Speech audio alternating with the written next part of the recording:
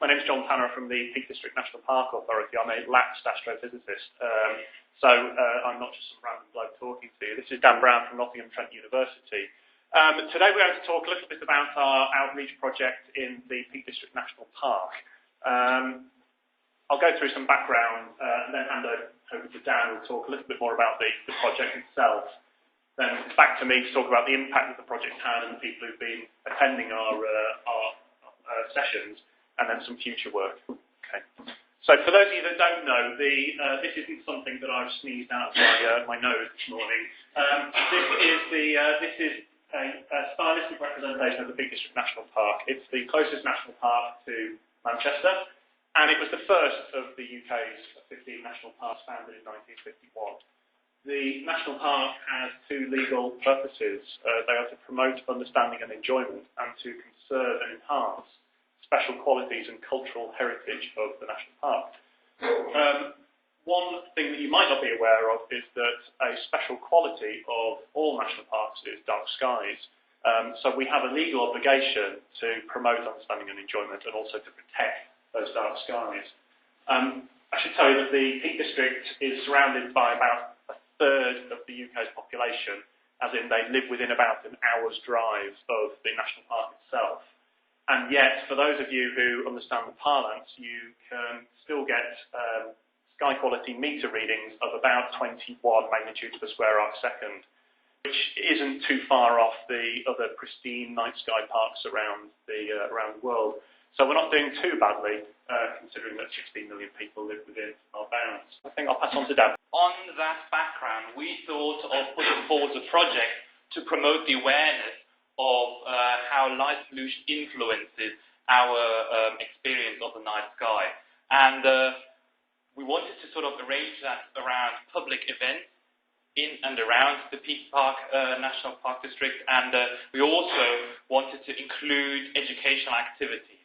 The important thing we wanted to put forward is we wanted to try to achieve that we not only inform, but we enable participants, so that they can then go away and learn more about light pollution or set up their own initiatives in their private villages or in the community. So rather handing over the active part to the members of the community in this case. And we successfully linked up Astronomy from Nottingham Trent University, the Peak District National Park Authority, a group of astronomers in the Peak District that are joined together as the Peak District Dark Skies Group, and all funded by the SDFC, have run a project that included many of these small-scale projects. So we've gone through landscape tours, astronomy nights that we've organised. We've set up interpretation panels at, this is one site surprise view, which is a highly accessible car park, which doesn't sound exciting, but it has amazing views over the Derwent Valley, looking into the Peak District. And this is a season updated interpretation panel showing you what's visible, what for interesting objects are there, astronomy images relating them to what you can see, but highlighting where population centers are. So instead of saying, well, you'll see light pollution here, that's bad, we say, well, observe for yourself and see what you can find. And apart from that, we've also got guided tours to some quite interesting sites regarding cultural heritage sites. So we've got stone circles, building up on the heritage of the Peak District. We've got a former lead mine in that area as well. So all of this are small-scale activities run over the past, it must be now 4 months at least. A little bit about the impact. We measure at the National Park Authority and through most public sector bodies face-to-face engagement, so actually getting on the ground and speaking to bodies. With the SKFC grant so far, we've engaged with 400 people plus through the small activities that we've discussed, guided tours, walks, and we've been collecting feedback from people as they've been coming to our events. Actually, I'm ashamed to say that my chief executive isn't here, because maybe I've been for a pay rise, because we are doing very well compared to other events organised by national park authorities nationally. As you can see, we've almost got a perfect satisfaction rating in terms of, we specifically asked how satisfied were you with this event. Given the fact that all of the events have been free, it perhaps is not too surprising that we're getting almost 100%. We asked people after the event how much they've understood about light pollution. And as you can see, we're doing quite well in terms of education as well. To try and link cultural heritage and astronomy together, we've been asking people, as a direct result of the event that you've attended, how interested are you in finding out more about ancient history and also about astronomy? And you can see that, again, we are really pulling in some very interested people, and the event that we are organising is actually having a really positive impact.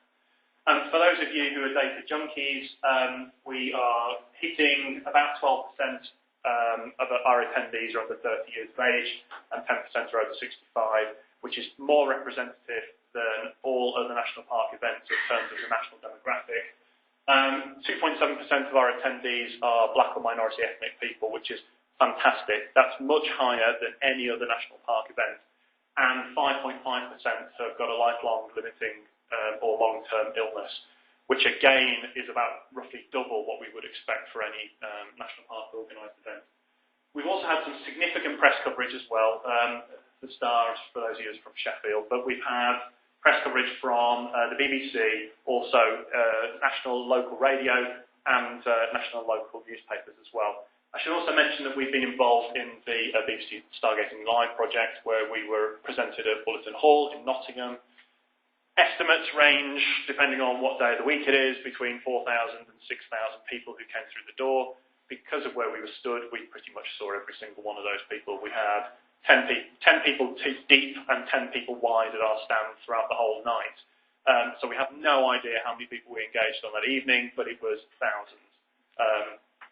This is just a rough sample of whereabouts people have been coming from for our activities. You can see right down here as far as down in Sunset, down to London, all the way up into the north of England. But primarily, and perhaps unsurprisingly, we are engaging with the majority of people in and around the Peak District.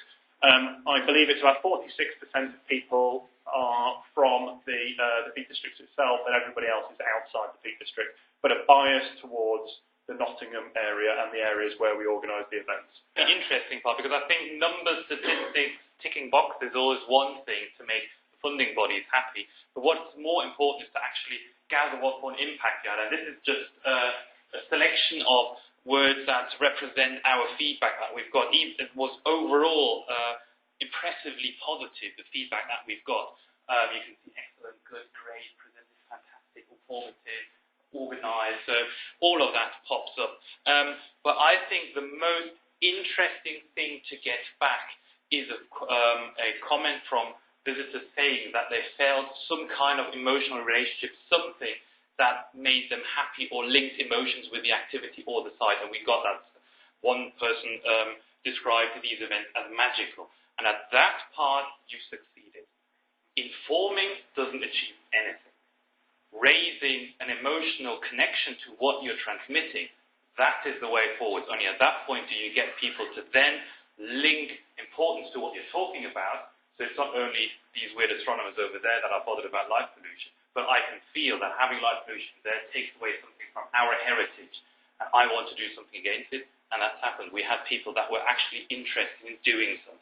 And the dark sky, we had from this loads of different parts where we wanted to then continue our work in the future. Some parts are linking now that we want to set up what's called the Dark Sky Community Award, actively engage communities. This seen as a stepping stone towards dark sky designation for the Peak District. We are furthering other events, outreach events, walks, talks, linking with heritage and the landscape, and we're supporting star parties as well. Also, on the back of that, has to follow educational activities, primary, secondaries in the area as an educational backbone to what we're doing and towards other interested groups. And overall, I hope that from this talk you can take back that the Peak District National Park is ideal because it offers still being in the vicinity of so many built-up areas, dark skies, and it has this rich cultural heritage. And this is the thing you have to tap into, the heritage of the monuments, the heritage of the landscape. That's how you can make it relevant. And you can link this to light pollution very easily. And we've shown, hopefully, that it's overwhelmingly popular, has excellent feedback, and has generated an emotional connection. That's where we're going forward to then enable these communities to set up some initiatives by themselves. Okay, at that point, thank you very much.